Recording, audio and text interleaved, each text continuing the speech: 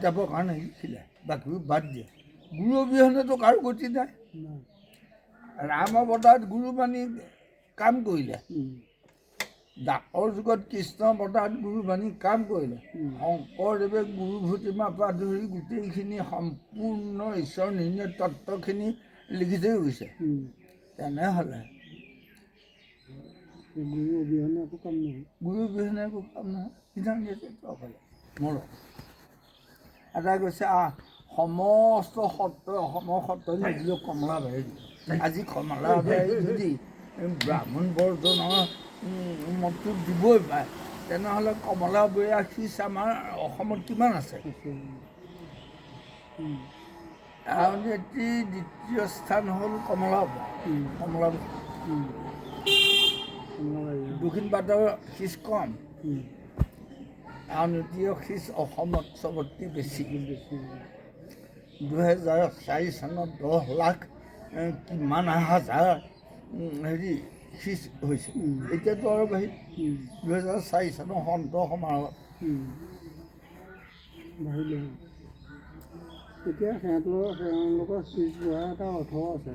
তেওঁলোকে যে হেৰিবিলাক বাহিৰত কমলাবাৰী অধিকাৰবিলাক অসমৰ সমস্ত সত্ৰই আউনীআটীক স্বীকৃতি দিছে। আউনীআটীৰ মুখ্য স্থান। আউনীআটীয়ে যিটো স্থান মাৰি পেলাই আউনীআটী সত্ৰ বুলি কলমটো ধৰিব, তাত কোনো গুৰুৱে বাদ নিদিয়ে, মানি ল'ব। অসমৰ 800 কিমানখন সত্ৰ আছে, সৰু ডাঙৰ সমস্ত সত্ৰই আউনীআটীত সেৱা লয়। কিয় লয়? আউনীআটীত কি আছে?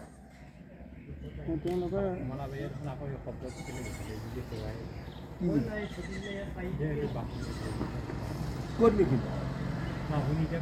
ৰবি এজনে কৈছে, এজনে যেনিবা মই আগত সেইটো দাঙি ধৰিছে।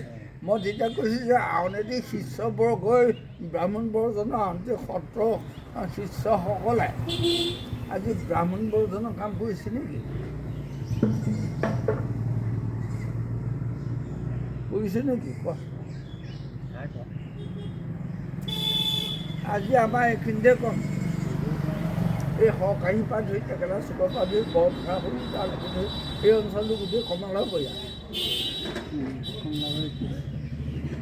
বেলেগেও গধূলা কমলাবৰী খেলিছে, ব্ৰাহ্মণ বাদ দিছে নেকি?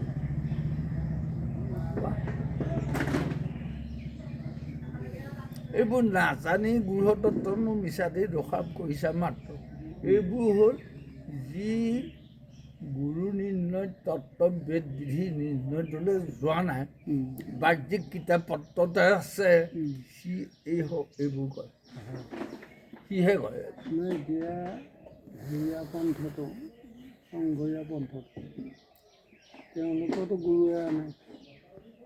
সংঘীয়া পন্থ গুৰুৱেই নাই। শংকৰদেৱতো গুৰু নামানে নেকি?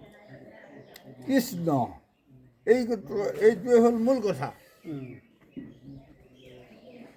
এতিয়া শংকৰদেৱে আমাৰ ভদেৱৰ বুলি ঈশ্বৰ বুলি মানিছে, কিন্তু গুৰু বুলি মনা নাই। নহয়, গুৰু বুলি মানে কৃষ্ণকে